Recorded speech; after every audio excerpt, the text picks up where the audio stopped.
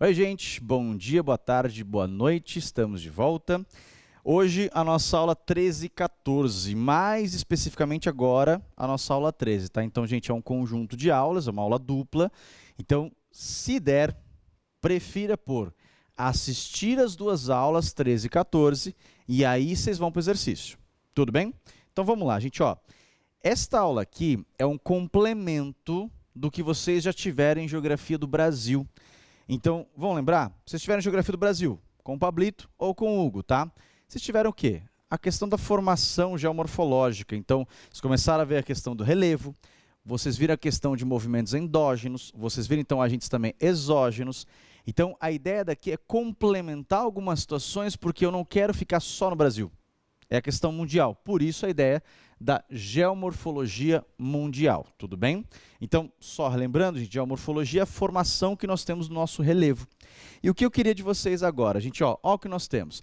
Agentes formadores. Vou fazer um mapa mental aqui para vocês, tá? Então, o que a gente lembra? Gente, ó, nós temos como um dos principais agentes formadores os nossos agentes endógenos. Então, mas professor, eu já tive isso aqui em Geografia do Brasil. Eu sei, mas é importante a gente voltar um pouquinho, tá? Quando eu falo endógeno, gente, endógeno é de dentro da crosta terrestre. Então, são movimentações internas da nossa Terra que acabam ajudando a formar o nosso relevo, tá? Professor, quais são elas, tá? Então, gente, vamos rapidinho aqui lembrar de uma determinada situação. Nós podemos apontar como um dos agentes endógenos a ideia do vulcanismo, tudo bem? E, gente, acho que pela própria palavra, vulcão, a gente já consegue visualizar essa ideia do vulcão. Então, a gente, ó, apenas para ilustrar. Tudo bem? Então, o que é muito importante para mim, gente? Ó, imagina que esta porção que eu desenhei para vocês aqui na lousa, ela na verdade é uma montanha, tudo bem?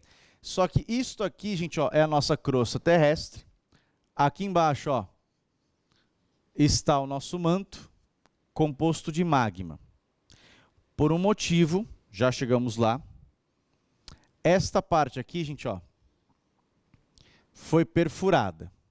Nós chamamos essa parte agora, gente, de uma chaminé, tá? Por quê? Porque exatamente por ela, gente, que vai extravasar o magma. Deixa eu explicar um pouquinho melhor, tá, galera? O que acontece? Lembra que o nosso manto, ele está muito quente, aproximadamente uns 3.000 graus Celsius, tá? Se ele está muito quente no sistema fechado, ele está sob altíssima pressão. Então, gente, qualquer lugar que ele possa extravasar essa pressão, ele vai extravasar. E ele me encontrou agora, gente, esta chaminé, este buraco. Como resultado, dá uma olhada, ó. Vai extravasando. Até extravasar de fato. Isso é o nosso vulcão. Gente, assim, apenas para pecar por excesso, tudo bem? Um detalhezinho. O material que nós temos ali no manto, nós chamamos de magma. Porém, este mesmo material, só que agora, dentro da questão atmosférica, a gente muda o nome. Chama de lava, tá? Então, galera, ó, aqui, magma. Aqui eu já chamo de lava. Sensacional? Tudo bem? Porém, gente, ó, ainda pensando nessa ideia do vulcanismo, nós temos dois tipos de vulcões interessantes para a gente colocar. Primeiro, o vulcão explosivo e o outro, obviamente, é o não explosivo. Então, só anotar aqui para vocês rapidão. Nós temos o explosivo e o nosso não explosivo. Professor, me conta a diferença. Gente, além de um ser explosivo e outro não, né? Vamos colocar o seguinte. Galera, um vulcão explosivo é aquele lá que, de repente, vem uma grande pressão e acaba estourando esse vulcão por dentro. Ou seja, o vulcão explosivo é aquele mais agressivo. É aquele que vai soltar lava, pedaços de rochas e cinzas. Tudo bem? É o mais intenso, obviamente é o mais perigoso. O não explosivo é aquele que não tem tanta pressão sendo exercido sobre ele e, basicamente, o que ele faz? Ele só derrama a lava. Então, você vai pegar aquele vulcão onde começa, ó, pronto, foi derramando lava, mais nada, não explodiu. Tá, professor, mas o que eu tenho que saber disso? Gente, em quais locais que eu vou encontrar mais pressão? Gente, mais pressão você encontra no meio das placas. Perdão. mais pressão você encontra onde? Entre placas. Então lembra quando vocês aprenderam em Geografia do Brasil, aqueles movimentos que nós tínhamos, o convergente e o divergente? Meus bonitos, é nesses movimentos, é ali naquela parcela que eu tenho a maior pressão. Ou seja, então galera, quando eu tenho um vulcão explosivo, é aquele vulcão que está no limite, na borda das placas tectônicas. E o não explosivo, aquele que tem menos pressão, é menos intenso, esse que fica, esse sim, no meio da placa. Porque no meio da placa, a gente, pronto, ali não tem tanta pressão, então vem só um pouquinho, derrama a lava e pronto. Beleza? Isso é o nosso vulcanismo. Agora, gente, eu posso apresentar para vocês, além desse agente endógeno vulcanismo, o outro que a gente conversou bem mais ainda, que é a ideia do tectonismo. Pronto. Então, gente, na ideia do tectonismo aqui, a gente começou a conversar de placas tectônicas, Mavá, né? Eu quero recapitular para vocês algumas situações. Olha só, quando a gente conversou de tectonismo, eu acho que vocês devem lembrar um pouquinho, gente, quando a gente começou na ideia das teorias, tá? Primeira, a teoria da deriva continental. Deriva continental. Lembra aquela situação em que, bom, a gente começou a imaginar que, na verdade, os continentes estavam todos juntos, né? Só que por alguns motivos, né, separaram. Quais eram? Não sabíamos, tá? O Alfred Wegener viu alguns detalhes, por exemplo, a questão geomorfológica. Galera, ele percebeu, peraí, os continentes encaixam. Ele percebeu também, já aí são outros argumentos, tá? Em que nós tínhamos fósseis no continente americano, mas também estava no continente africano, no continente asiático. Não faz sentido se todos eles sempre fossem separados. Nós encontramos também a questão das rochas. Nós encontramos também a questão climática. Vimos a questão de gelo em algumas determinadas áreas. Então, pronto. Nós sabíamos que os continentes, opa, já estavam juntos, perdão, estiveram juntos e separaram. Mas ainda não tinha noção disso. Um tempo depois, gente, me veio uma mulher chamada Marie Tarp. E a Marie Tarp, gente, ela no século XX, ela, opa, peraí, né? Eu estou mapeando aqui o assoalho do Atlântico, encontrei uma rachadura gigantesca. Através dessa rachadura, vamos lembrar, a gente pegou a teoria da tectônica de placas. Basicamente, o que eu estou falando para vocês. Lembrem que é neste momento, gente, que a Marie Tarp falou, ó, sim, a nossa crosta está dividida em pedaços. E nós estamos, entre aspas, boiando sobre esse manto que é pastoso / líquido. Então, pronto, gente. Ela falou para a gente que tem placas tectônicas. Sensacional. Agora, se vocês lembraram, gente, dessas teorias, vão mais um pouquinho, nós temos as questões agora dos movimentos. Movimentos tectônicos. Que movimentos são esses, gente? Ó, vocês vão lembrar, gente, eu estou colocando apenas uma revisão para vocês desses movimentos. Nós temos o movimento convergente. Movimento convergente. Lembra? As placas tectônicas, uma indo de encontro ao outro. Olha para mim rapidão, gente, ó. Pá, duas placas, elas se encontram. Uma delas desce, qual que é o nome? Subdução, vocês estão falando para mim, né? Esta daqui não aguenta pressão e ela dobra. Gera o nosso dobramento moderno. Beleza? Cordilheira dos Andes, o Himalaia, fechou? Nós ainda temos, gente, o movimento divergente. Esse movimento divergente, gente, nada mais é do que a separação das placas. É o que a Marie Tarp viu no meio do Oceano Atlântico. Lembra da dorsal mesoatlântica. Nós ainda temos o transformante. Beleza. Meus bonitos, esses são os três principais. Mas tem três termos interessantes aqui para a gente. Ó. Vamos colocar mais três. Nós temos o que nós também chamamos de movimento orogenético. Orogenético. Que, meus bonitos, peço uma paciência, tá? Agora, na aula 14, eu vou mostrar para vocês fotos desse movimento. Aí a gente vai entender. Movimentos epirogenéticos. A mesma coisa, tá? Ou só colocar movimento epirogenético. E por último, que eu coloco para vocês o termo isostasia, tá? Porque esse termo vai ser importante, ele aparece numa questão da tarefa de vocês, tá? Isostasia nada mais é do que o equilíbrio. Não estou entendendo. Gente, imagina apenas o seguinte. Nós temos aqui uma piscina gigantesca. O que eu vou fazer? Eu vou colocar um colchão de ar em cima dessa água da piscina. Gente, beleza que ele está, entre aspas, equilibrado, que está boiando.